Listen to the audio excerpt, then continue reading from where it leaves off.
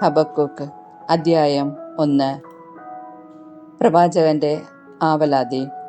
Habakkuk പ്രവാചകന് ദർശനത്തിൽ ലഭിച്ച ദൈവത്തിൻ്റെ അരുളപ്പാട്. കർത്താവേ, എത്രനാൾ ഞാൻ സഹായത്തിനായി വിളിച്ചപേക്ഷിക്കുകയും അങ്ങ് അത് കേൾക്കാതിരിക്കുകയും ചെയ്യും? എത്രനാൾ അക്രമം എന്ന് പറഞ്ഞ് ഞാൻ വിലപിക്കുകയും അങ്ങ് എന്നെ രക്ഷിക്കാതിരിക്കുകയും ചെയ്യും? തിന്മകളും ദുരിതങ്ങളും കാണാൻ എനിക്കങ്ങ് എന്തുകൊണ്ട് ഇടവരുത്തുന്നു? നാശവും അക്രമവും ഇതാ എൻ്റെ കൺമുൻപിൽ. കലഹവും മത്സരവും തലയുയർത്തുന്നു. നിയമം നിർവീര്യമാക്കപ്പെടുന്നു, നീതി നിർവഹിക്കപ്പെടുന്നില്ല. ദുഷ്ടൻ നീതിമാനെ വളയുന്നു, നീതി വികലമാക്കപ്പെടുന്നു. ദൈവത്തിൻ്റെ മറുപടി. ജനതകളുടെ ഇടയിലേക്ക് നോക്കി വിസ്മയഭരിതരാകുവിൻ. പറഞ്ഞാൽ വിശ്വസിക്കാനാവാത്ത ഒരു പ്രവൃത്തി നിങ്ങളുടെ നാളുകളിൽ ഞാൻ ചെയ്യാൻ പോകുന്നു. ഇതാ, ഞാൻ തിക്തവും വേഗമേറിയതുമായ കൽദായ ജനതയെ ഇളക്കിവിടുന്നു. തങ്ങളുടേതല്ലാത്ത വസതികൾ സ്വന്തമാക്കാൻ അവർ ഭൂതലമാകെ മുന്നേറുന്നു. ഭയവും ഭീകരതയും വിതയ്ക്കുന്നവരാണ് അവർ. നീതിയും ന്യായവും അവർ തീരുമാനിക്കുന്നത് തന്നെ. അവരുടെ കുതിരകൾക്ക് പുള്ളിപ്പുലികളെക്കാൾ വേഗതയുണ്ട്. അവയ്ക്ക് ഇരതേടുന്ന ചെന്നായേക്കാൾ ഭീകരതയുണ്ട്. അവരുടെ കുതിരപ്പടയാളികൾ ഗർവോടെ മുന്നേറുന്നു. അവരുടെ കുതിരപ്പടയാളികൾ വിദൂരത്തു നിന്ന് വരുന്നു. ഇരയെ വിഴുങ്ങാൻ വെമ്പൽ കൊള്ളുന്ന കഴുകനെ പോലെ അവർ പറന്നടക്കുന്നു. അവർ അക്രമവുമായി വരുന്നു. അവർക്ക് മുൻപേ അവരെക്കുറിച്ചുള്ള ഭീതി നീങ്ങുന്നു. അവരുടെ തടവുകാർ മണൽത്തരി പോലെ അസംഖ്യമാണ്. അവർ രാജാക്കന്മാരെ പരിഹസിക്കുന്നു, പ്രഭുക്കന്മാരെ അവഹേളിക്കുന്നു. കോട്ടകളെ അവർ നിസ്സാരമായി തള്ളുന്നു. മൺതിട്ട ഉയർത്തി അവർ അത് പിടിച്ചെടുക്കുന്നു. കാറ്റുപോലെ അവർ വീശിക്കടന്നു പോകുന്നു. സ്വന്തം ശക്തിയെ ദൈവമായി കരുതിയിരുന്നവർ പരിഭ്രാന്തരാകുന്നു. ആവലാതി. എൻ്റെ ദൈവമേ, അങ്ങ് അനാദി മുതലേ കർത്താവും പരിശുദ്ധനും അമർത്യനുമാണല്ലോ. കർത്താവെ, അങ്ങ് അവരെ ന്യായവിധിക്കായി നിയോഗിച്ചിരിക്കുന്നു.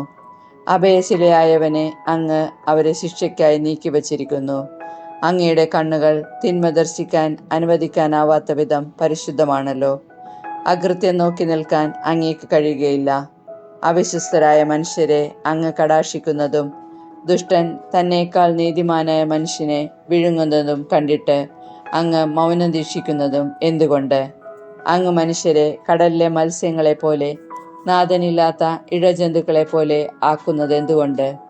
അവൻ അവരെയെല്ലാം ചൂണ്ടയിട്ട് പിടിക്കുന്നു, വലയിൽ കുടുക്കി വലിച്ചെടുക്കുന്നു.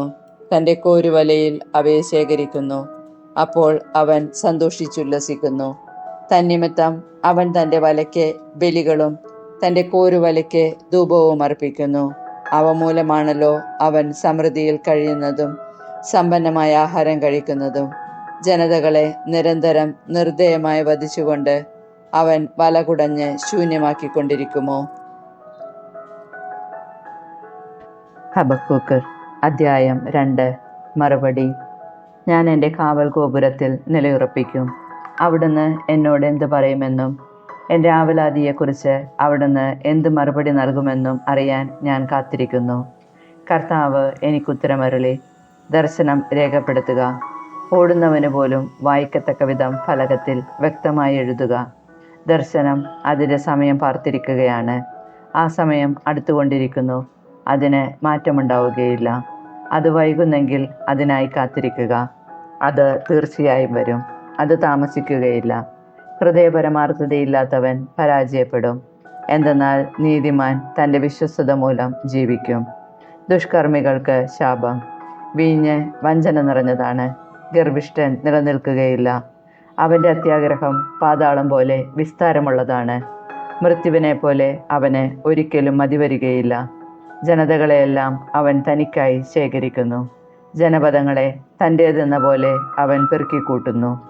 ഇവർ നിന്ദയോടും പരിഹാസത്തോടും കൂടെ അവനെതിരെ തിരിഞ്ഞു പറയും.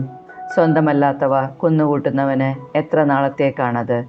പണയവസ്തുക്കൾ വാരിക്കൂട്ടുന്നവന് ഹാ കഷ്ടം. നിന്റെ കടക്കാർ പാഞ്ഞെടുക്കുകയും നിന്നെ ഭയാധീനനാക്കുന്നവർ ഉണരുകയും ചെയ്യുകയില്ലേ? അപ്പോൾ നീ അവർക്ക് കൊള്ളവസ്തുവായി തീരും.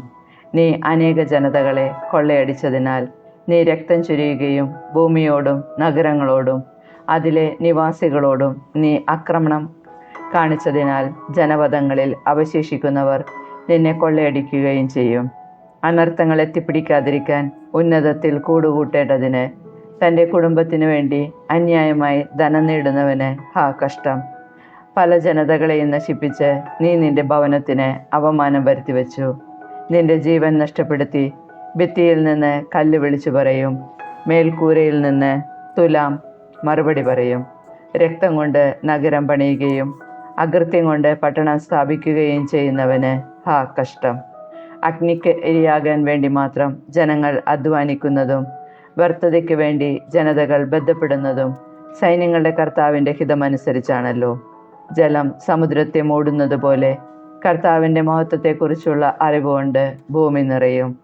അയൽക്കാരുടെ നഗ്നത കാണാൻ വേണ്ടി അവരെ ക്രോധത്തിൻ്റെ പാനപാത്രം കുടിപ്പിച്ച് ഉന്മത്തരാക്കുന്നവർക്ക് കഷ്ടം. മഹത്വത്തിന് പകരം വെറുപ്പുകൊണ്ട് നിനക്ക് ചെടിപ്പുണ്ടാകും. നീ കുടിക്കുക, മതോന്മത്തനാവുക. കർത്താവ് തൻ്റെ വലത്ത് കൈയിലെ പാനപാത്രം നിന്റെ നേരെ നീട്ടും. ലജ്ജ നിന്റെ മഹത്വത്തെ മറയ്ക്കും. ലബനോനോട് നീ ചെയ്ത അക്രമം നിന്നെ അടിപ്പെടുത്തും. നീ രക്തം ചൊരിയുകയും ഭൂമിയോടും നഗരങ്ങളോടും അതിലെ നിവാസികളോടും അക്രമം കാണിക്കുകയും ചെയ്തതിനാൽ വന്യമൃഗങ്ങൾ വരുത്തുന്ന നാശം നിന്നെ ഭയവിഹ്വലനാക്കും. വിഗ്രഹം കൊണ്ട് എന്ത് പ്രയോജനം? ശില്പി തീർത്ത ലോഹബിംബവും വ്യാജോപദേഷ്ടാവും അല്ലേ അത്? മൂകവിഗ്രഹങ്ങൾ ഉണ്ടാക്കുമ്പോൾ ശില്പി സ്വന്തം കരവിരുതിലാണ് ആശ്രയിക്കുന്നത്. തടിക്കഷ്ണത്തോട് ഉണരുക എന്നും മൂകമായ കല്ലിനോട് എഴുന്നേൽക്കുക എന്നും പറയുന്നവന് കഷ്ടം. അതിന് വെളിപാട് നൽകുവാൻ കഴിയുമോ? സ്വർണവും വെള്ളിയും കൊണ്ട് പൊതിയപ്പെട്ടിരിക്കുന്നുവെങ്കിലും അതിനുള്ളിൽ ജീവശ്വാസമില്ല. എന്നാൽ കർത്താവ് തൻ്റെ വിശുദ്ധ മന്ദിരത്തിലുണ്ട്. ഭൂമി മുഴുവൻ അവിടുത്തെ മുൻപിൽ മൗനം ഭജിക്കട്ടെ. ഹബക്കൂക്ക് അധ്യായം 3. പ്രവാചകന്റെ പ്രാർത്ഥന. ഹബക്കൂക്ക് പ്രവാചകൻ വിലാപരാഗത്തിൽ രചിച്ച പ്രാർത്ഥനാഗീതം. കർത്താവേ, അങ്ങയെപ്പറ്റിയും അങ്ങയുടെ പ്രവൃത്തിയെപ്പറ്റിയും കേട്ട് ഞാൻ ഭയന്നു. ഞങ്ങളുടെ നാളുകളിൽ അങ്ങയുടെ പ്രവൃത്തി ആവർത്തിക്കണമേ. ഞങ്ങളുടെ നാളുകളിൽ അത് വെളിപ്പെടുത്തണമേ. ക്രുദ്ധനാവുമ്പോൾ അങ്ങയുടെ കരുണയെ അനുസ്മരിക്കണമേ. ദൈവം തേമാനിൽ നിന്ന്, പരിശുദ്ധൻ പാരാൻ പർവ്വതത്തിൽ നിന്ന് വന്നു. അവിടുത്തെ മഹത്വം ആകാശങ്ങളെ മൂടി. അവിടുത്തെ സ്തുതികളാൽ ഭൂമി നിറഞ്ഞു. അവിടുത്തെ ശോഭ പ്രകാശം പോലെ പരക്കുന്നു. അവിടുത്തെ കരങ്ങളിൽ നിന്ന് രശ്മികൾ വീശുന്നു. അവിടെ തൻ്റെ ശക്തി മറച്ചു വച്ചിരിക്കുന്നു. പകർച്ചവ്യാധി അവിടുത്തെ മുൻപേ നീങ്ങുന്നു. മഹാമാരി അവിടുത്തെ തൊട്ടു പിന്നിലുണ്ട്. അവിടുന്ന് എഴുന്നേറ്റ് ഭൂമിയെ അളന്നു. അവിടുന്ന് ജനതകളെ നോക്കി വിറപ്പിക്കുന്നു. അപ്പോൾ നിത്യപർവ്വതങ്ങൾ ചിതറിപ്പോയി, ശാശ്വതഗിരികൾ മുങ്ങിപ്പോയി. അവിടുത്തെ മാർഗങ്ങൾ പണ്ടത്തേതുപോലെ തന്നെ. കുഷാന്റെ കൂടാരങ്ങൾ ദുരിതത്തിലാഴുന്നത് ഞാൻ കണ്ടു. മിദിയാൻ ദേശത്തിൻ്റെ തിരശ്ശീലകൾ വിറയ്ക്കുന്നു. കർത്താവേ, നദികൾക്കെതിരെയാണോ അവിടുത്തെ ക്രോധം? അങ്ങ് കുതിരപ്പുറത്തും വിജയരഥങ്ങളിലും സവാരി ചെയ്തപ്പോൾ അങ്ങയുടെ കോപം നദികൾക്കെതിരെയും അങ്ങയുടെ രോഷം സമുദ്രത്തിനു നേരെയുമായിരുന്നുവോ? അങ്ങ് വില്ല് പുറത്തെടുത്ത് ഞാണിൽ അമ്പ് തൊടുത്തു. നദികളാൽ അങ്ങ് ഭൂമിയെ പിളർക്കുന്നു. പർവ്വതങ്ങൾ അങ്ങയെ കണ്ടു വിറച്ചു. മഹാപ്രവാഹങ്ങൾ എല്ലാം ഒഴുക്കിക്കളഞ്ഞു. ആഴി ഗർജിച്ചു. ഉയരത്തിലേക്ക് അതിൻ്റെ കൈകൾ ഉയർത്തി. അങ്ങയുടെ ചീറിപ്പായുന്ന അസ്ത്രങ്ങളുടെ പ്രകാശത്തിലും അങ്ങയുടെ തിളങ്ങുന്ന കുന്തത്തിൻ്റെ മിന്നലിലും സൂര്യനും ചന്ദ്രനും തങ്ങളുടെ സ്ഥാനത്ത് നിശ്ചലമായി. അങ്ങ് ക്രോധത്തോടെ ഭൂമിയെ ചവിട്ടി. കോപത്തോടെ ജനതകളെ മെതിച്ചു. അങ്ങയുടെ അഭിഷിക്തൻ്റെ രക്ഷയ്ക്ക് വേണ്ടി അങ്ങ് മുന്നേറി. അങ്ങ് ദുഷ്ടൻ്റെ ഭവനം തകർത്തു. അതിൻ്റെ അടിത്തറ വരെ അനാവൃതമാക്കി. അഗതിയെ ഒളിവിൽ വിഴുങ്ങാമെന്ന വ്യാമോഹത്തോടെ എന്നെ ചിതറിക്കാൻ ചുഴലിക്കാറ്റ് പോലെ വന്ന അവൻ്റെ യോദ്ധാക്കളുടെ തല അങ്ങ് കുന്തം കൊണ്ട് പിളർന്നു. സമുദ്രത്തെ അതിൻ്റെ ഇളകിമറിയുന്ന തിരമാലകളെ അശ്വാരൂഢനായി അങ്ങ് ചവിട്ടി മെതിച്ചു. ഞാൻ കേട്ടു, എൻ്റെ ശരീരം വിറയ്ക്കുന്നു. മുഴക്കം കേട്ട് എൻ്റെ അധരങ്ങൾ ഭയന്നു വിറയ്ക്കുന്നു. എൻ്റെ അസ്ഥികൾ ഉരുകി, എൻ്റെ കാലുകൾ പതറി. ഞങ്ങളെ ആക്രമിക്കാൻ വരുന്ന ജനതകളുടെ കഷ്ടകാലം ഞാൻ നിശബ്ദനായി കാത്തിരിക്കും. അത്തിവൃക്ഷം പൂക്കുന്നില്ലെങ്കിലും, മുന്തിരിയിൽ ഫലങ്ങളില്ലെങ്കിലും, ഒലിവ് മരത്തിൽ കായ്കളില്ലാതായാലും, വയലുകളിൽ ധാന്യം വിളയുന്നില്ലെങ്കിലും, ആട്ടിൻകൂട്ടം ആലയിൽ അറ്റുപോയാലും, കന്നുകാലികൾ തൊഴുത്തിൽ ഇല്ലാതായാലും ഞാൻ കർത്താവിൽ ആനന്ദിക്കും. എൻ്റെ രക്ഷകനായ ദൈവത്തിൽ ഞാൻ സന്തോഷിക്കും. കർത്താവായ ദൈവമാണ് എൻ്റെ ബലം. കലമാൻ്റെ പാദങ്ങൾക്കെന്ന പോലെ അവിടുന്ന് എൻ്റെ പാദങ്ങൾക്ക് വേഗത നൽകി. ഉന്നതങ്ങളിൽ അവിടുന്ന് എന്നെ നടത്തുന്നു. ഗായക സംഘ നേതാവിന് തന്ത്രീനാദത്തോടെ.